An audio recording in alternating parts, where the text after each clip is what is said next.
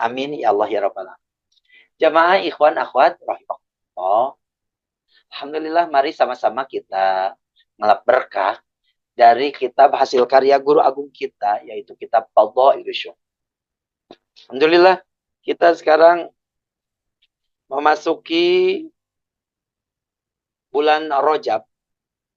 Di dalam kitab Fadhailus Syuhur, di bulan Rajab itu setelah roknya sudah diterangkan lalu, yaitu bermaknakan ridwanullah, keridhaan dari Allah, penekanan untuk kita semuanya. Siapa hamba yang ingin mendapatkan keridhaan dari Allah, maka dia harus ridho akan segala ketetapan Allah. Maka pengarsa Abah mengutip hadis qudsi, siapa yang ingin mendapatkan keridhaan dari Allah, kata Allah, yang ingin dapat keridhaan dariku, maka harus ridho akan segala ketetapanku, apapun itu bentuknya. Ridho akan segala ujian dan cobaan yang aku beri dengan kesabarannya, syukur dengan segala rizki yang diberikan. Rizki itu bentuknya macam-macam. Semuanya diterima. Dan kita dengan ungkapan syukur kita melalui lisan, melalui kalbu, melalui perbuatan, menerima saja akan segala ketetapan Allah, maka itu bentuk dari keridhaan kita atas apapun yang diberikan oleh Allah Subhanahu wa taala. Maka huruf yang kedua di bulan Rajab ada huruf jim. Apa jim di sini? Jim di sini pengersa apa? Memanai dengan al-jud. Jud itu adalah murah hati. Gitu ya. Tapi pengersa apa kembali lagi mengingatkan bahwa murah hati itu pun tingkatannya macam-macam. Bahkan sebelum sampai di al-jud, ada juga murah hati yang disebut dengan as-sakha. Jadi sebelum jud itu ada as-sakha, setelah jud itu ada al-ithar. Kalau as-sakha, orang yang sudah mencapai tingkatan dermawannya atau murah hatinya as-sakha, contoh ketika kita punya uang 10.000, lalu di waktu yang bersamaan ada orang yang minta tolong kepada kita. Butuh sekali uang. Maka kata kita, mohon maaf saya cuma punya uang 10.000. Maka kita bagi dua saja. Saling 5.000. Maka ini pun udah cakep. Udah bagus sekali. Gitu ya. Karena kata pengersa Abah ingat sekali. Di mana ada kesempatan untuk melakukan amal soleh, dimanapun itu, syukur-syukur kita jangan sampai jangan sampai menoleh atau jangan sampai kita tinggalkan. Karena bisa jadi di waktu kita melakukan amal soleh tersebut, bisa jadi itu adalah amal soleh yang diterima Allah Subhanahu wa taala, dan di situ adalah waktu ijabah doa-doa kita. Di antara begitu banyak amal soleh kebaikan yang kita lakukan setiap harinya, pasti ada satu amal soleh yang waktunya memang tidak dikasih tahu di mana waktu amal soleh kita itu diterima Allah, dan di situ adalah waktu ijabah doa untuk kita. Maka ketika ada kesempatan untuk melakukan kebaikan, jangan lewatkan itu. Makanya ini tingkatan-tingkatannya. Ketika ada yang butuh bantuan kepada kita, gitu deh. Aduh, padahal kita pun lagi butuh, punya uang cuma 10.000. Maka berarti kita berproses dulu dari awal, ada as-sakho. Ya udah silahkan ambil 5.000 untuknya, 5.000 untuk saya. Ini udah bagus. Tapi karena kemauan kita pun, hajat kita pun begitu menggunung, hajat kita, kemauan kita pun begitu banyak. Maka ketika kita melakukan amal soleh pun, jangan pelit-pelit. Harus naik ke tingkatan al-jud. Gimana? Punya uang cuma 10.000, tapi di waktu yang bersamaan ada yang minta tolong kepada kita, minta bantuan kita. Kita pun lagi butuh banget. Tapi dengan begitu yakinnya kita kepada Allah, apalagi kita punya guru mursyid, hanya apa, ya udah silakan. Kalau emang kamu butuh banget, silakan. Saya cuma punya uang 10.000, ambil buat kamu 7.500. Biar saya ngambil 2.500. Jadi membantu orang lebih banyak, kita ngambil sedikit. Ini udah cakep banget ini juga. Kalau tadi asakho saling setengah, kalau aljud udah naik lagi, lebih banyak ngasih orang, kita cuma ngambil dikit. Ini udah mantap lah. Tapi ternyata belum cukup juga. Ada tingkatan dermawan, murah hati. Yang ketiga. Apa? Ada yang disebut dengan al-ithar namanya. Kalau bahasa Al-Quran, Bismillahirrahmanirrahim. Wa yu'thiruna ala anfusihim walakan bihim khasasah. Jadi, al-ithar itu dengan keyakinan yang maksimal, apalagi kepada guru agung, maka ya udah, ketika kita punya uang hanya 10.000, 10.000-nya. Di waktu yang bersamaan, kita pun lagi butuh, lagi perlu banget. Tapi ada orang yang datang, saudara kita, bahkan ikhwan, sesama ikhwan, dia pun butuh bantuan kita.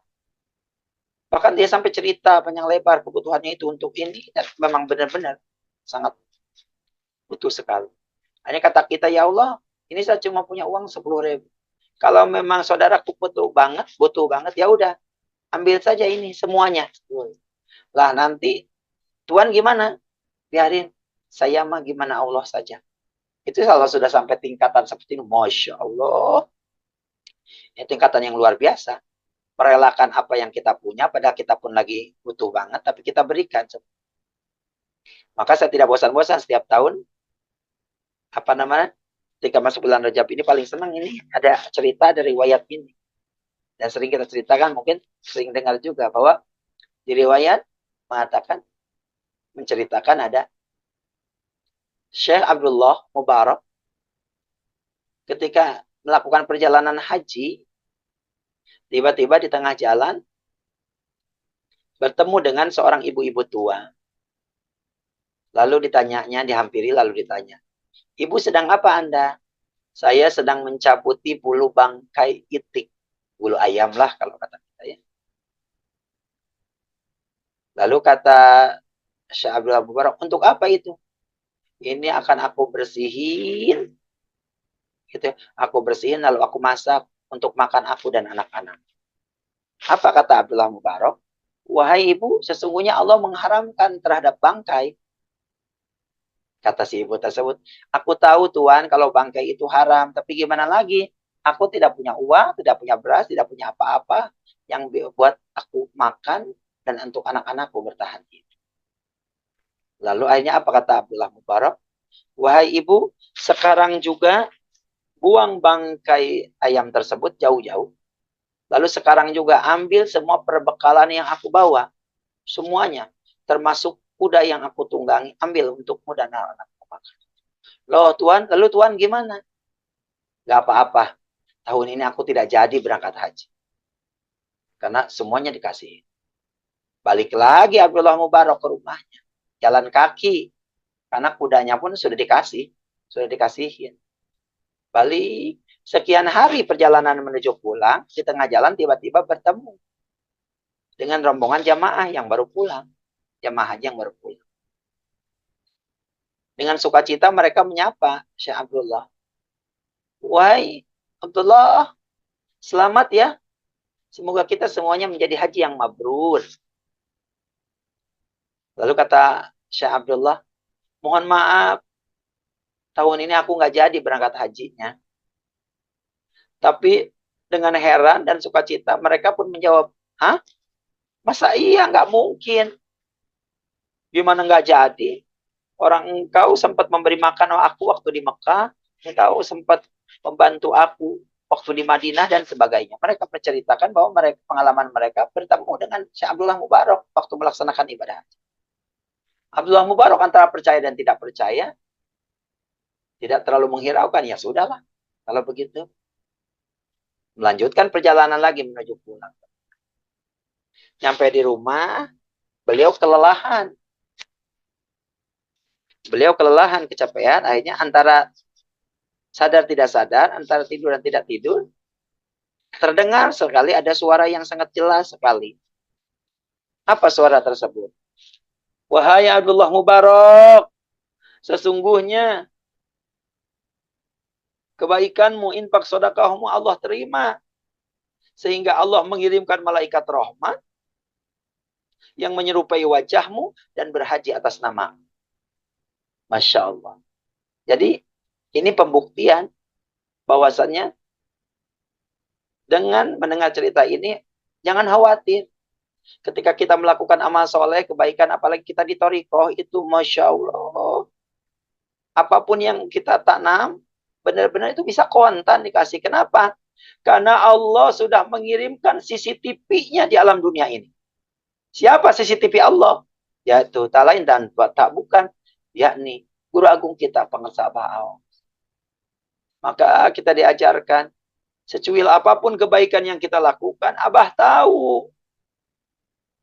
Serajin, semalas apapun amalia yang kita lakukan, Abah tahu. Abah bisa melihat apa yang kita tidak bisa lihat. Abah mampu menjangkau apapun yang tidak mampu kita jangkau. Jadi di bulan Rajab ini, yuk sama-sama cari celah untuk melakukan kebaikan. Cari celah untuk melakukan amal soleh.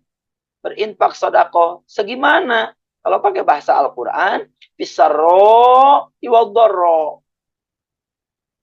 Kalau lagi rizkinya lagi banyak, banyak lagi kita melakukan kebaikan. Rizkinya lagi sedikit, sedikit lagi. Tapi usahakan jangan sampai tidak.